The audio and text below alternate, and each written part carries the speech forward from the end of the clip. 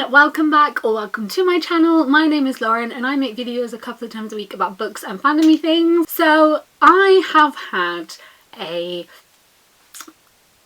don't know the best way to describe this. I don't know what the title of this video is going to be because everything I've thought of has been too wordy. But the last, I'm gonna say like 8 months or so, I've not enjoyed the selection of YA books that are available at the moment. Not all of them.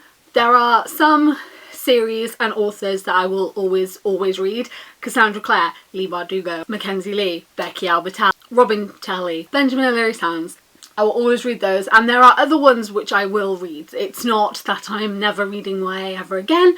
You'll know that's not true. You'll know that I'm not just gonna stop reading YA, but I tend to now only go for authors that I know of, authors that I have read before, authors that I know I like their work, and the new stuff that is around doesn't seem to appeal to me as much as it has done before. And I think that just comes with age. I am 25 in 3 months. I'm not, you know, a teenager anymore. I'm technically young. I don't want to say like, am I a young adult? Yes, technically, but also like I'm just as close, almost just as close to 30 as I am to 20. So like, I don't even know where I am. I'm in this weird void of age and it's stressful. But I have found that I have been reading more books that are in the adult section compared to YA. I've actually also been reading more books in the middle grade section. River Riordan's books. The Heroes of Olympus series is one of the best series I've ever read in my entire life, and that is technically middle grade, even though I don't think it is. I would put it in young adult, but that's fine. I do think there needs to be a clear separation between teenage fiction and young adult, because the young adult stuff that is technically aimed at young adult gets mixed in with teen fiction, and it's not as kind of like publicised, so when I go to that section in the shop it's not there, you know, like it gets lost within teen fiction, which is something which I don't want to read as much anymore. Not that there should be age restrictions on books. You shouldn't get to a certain age and stop reading those things, because obviously that's not true. And like I said, I'm going to be into my 30s still reading Cassandra Clare books. Like, that's what's going to happen. But it is something that I wanted to talk about because it was weird when it started to happen, because I would go into the shop, I'd go into Waterstones or I'd go into Foyles, and like my brain it just goes straight to YA. I could get there with my eyes closed, honestly. And then I look there and I think, yes, okay, like I'm interested in this and that, but then I'm like, but there's so many other books in the store as well that I will also be interested in. For example, some of the books I'm going to recommend, and it's kind of thinking, wait, no, I'm going to go upstairs and I'm going to look in adult fiction. No, I'm going to go upstairs and I'm going to look in fantasy and sci-fi, because I'm just as interested in those. Now, the reason why I'm making this video is because there are some books that are adult books, which if you go from reading YA books or teenage fiction, there is a big jump. And there are some adult books that I look at and I think I'm never, ever, ever going to read this immediately, because it's big, it's about boring adult things. Like, if there's a book about boring adult things, I don't want to read about that, you know? Or you don't know what to look for. So this is if you are in the same boat as me, I am not reading YA as much as I used to, so here are some adult books to introduce me to adult fiction book recommendations. That's not what the title's going to be called, but like I said, it's very wordy. I'm going to need to figure out a title. So here's some books that I want to recommend to you guys about, to kind of introduce you to a world beyond what you are currently reading if you are currently in the same boat as me. So actually, starting with a very obvious one is Ninth House by Leigh Bardugo. Now, Leigh Bardugo is a YA author. She wrote the Shadow and Bone trilogy and the Six of Crows duology, the whole Grishaverse, and this is her first adult novel.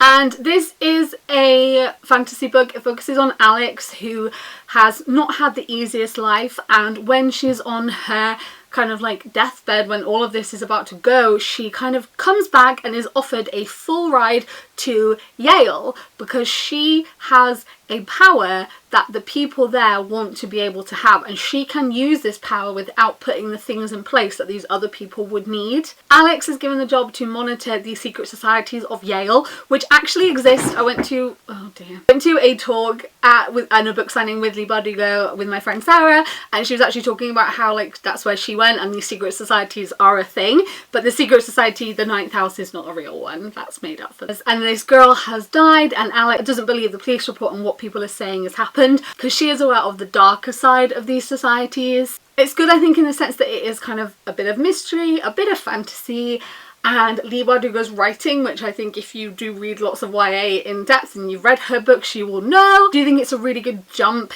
into adult fiction? Very dark. I would read up on the triggers that it has before you read it because it did trigger lots of people, so I would read up on those before you read it.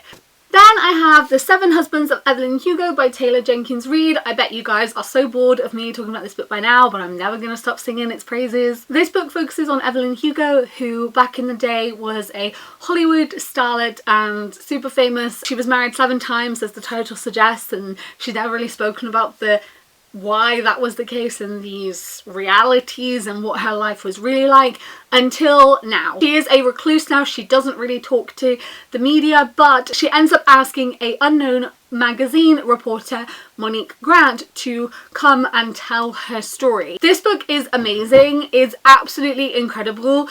I saw the cover, and I know you shouldn't judge a book by its cover, but I saw the cover that people were talking about it, and I saw it and I was just thinking, this looks very adult and boring, about boring life things, which made me not want to go near it.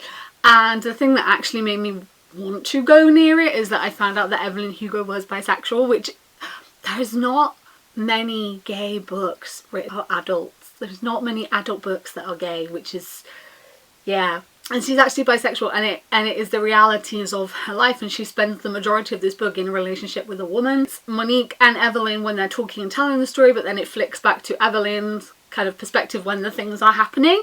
And this book is one of the best books I've ever read in my life. It's a easy read, but it's also very emotional and amazing, and it's so fantastically written. And I think that if you have kind of reached that level, you want to branch out a little bit more, I think this is a really, really good one to do that with. Then we have Cersei by Madeline Miller, and this book is a retelling of the Cersei legend, the Greek legend. This obviously focuses on Cersei, who was born in the house of Helios and who is the mightiest of Titans, god of the sun, but she doesn't look how they wanted, she doesn't sound like how they wanted to do, she is not this look of divinity that they think she should be, so she is rejected. She ends up finding this power that is forbidden to the gods, and that is witchcraft. She casts a spell which angers Zeus, and he banishes her to an island, and it's everything that comes from that. This is a incredibly amazing, badass retelling of the Cersei myth and the story, and I think it's incredible, and I think lots of people would enjoy it, especially if you do like the fantasy books, and obviously there is lots of Greek myths in there, so I think fans of older fans of Percy Jackson would really, really enjoy this as well. And Madeline Miller writes lots of Greek, based on Greek myth stories. She has the Song of Achilles as well, so this is a really good one that I thought I would recommend. Then we have Krysta Dora by Tim Murphy.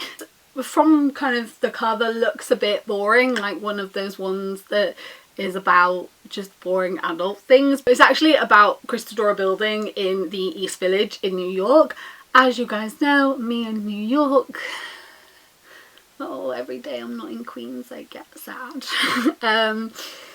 My favourite place on this planet, and I wish I could be there more than I am. So this focuses on, and it's this building and everyone that's been in this building over generations and over time, and it's really, really, really good. I think it's a really good contemporary adult fiction novel for people first starting reading adult fiction novels and who like that contemporary aspect rather than the fantasy elements to it. It's a really lovely story about loss and love, and the art and hope, but then the negative things that people deal with as well, and everything within this. And it's really, really good, and definitely one I think would be good for people starting out with adult fiction. Then we have Midnight Never Come by Marie Brennan, and this is a book that I haven't read yet. I've read a couple of chapters of this and I need to finish it properly, and then I need to get onto the rest of the series because it's been on my shelves for way too long. But the reason why I want to recommend this one is because I think it's a really, really good gateway fantasy book into adult fantasy. And this is set at the time of Elizabeth I in England, and under Elizabeth I's courts and everything with the royals and everything with there, underneath that is the Fae courts and everything going on with those. Now, I've spoken before, I spoke about this in my last video actually, which is linked down below, that my favourite fantasy kind of I don't say creatures, but my favourite thing to read about is the Fae and the different adaptations of Fae, and the book, one of the books I'm currently writing, because I couldn't just start writing one, I had to start two. One of them is a contemporary and one of them is a high fantasy book, and it does focus on Fae. And the thing that I really love is the legends that Fae come from and how different those legends are. The one in my book is focused specifically on Irish Fae legends, as that is where my dad's family is from. I have focused on that, so I love the different stories and different legends and different ways that the Fae legends are explored in fiction, and I think it's something which is really prominent within YA books and teenage fiction. So I think this is a really good one because it's similar enough but then has those differences, which makes it adult fantasy rather than YA fantasy, and why it's in the adult fantasy section within a shop. So I'm buzzed to read more of this. This is just absolutely up my street. This is exactly what I want from a novel. So I actually think I'm going to read this next. I think I just need to get around and do it. And finally we have Rotherweird by Andrew Cuddle Cot, and this book is set in 1558 and 12 children are banished by their Tudor queen to the town of Rotherweird. People are a little bit unsure of what to make of them. Some people say they're the golden generation, some people are thinking that they're the spawn of Satan, but everyone knows that there is something about them which they need to be wary of. It's now 4.5 centuries later, but Rotherweird's independence from England is subject to the condition that no one knows, no one studies it, no one studies its history. However, a man with lots of power, lots of wealth arrives, and he has enough of that to buy the entirety of Rotherweird and uncover all of the secrets. This is another one which I think is a really good gateway book because it has those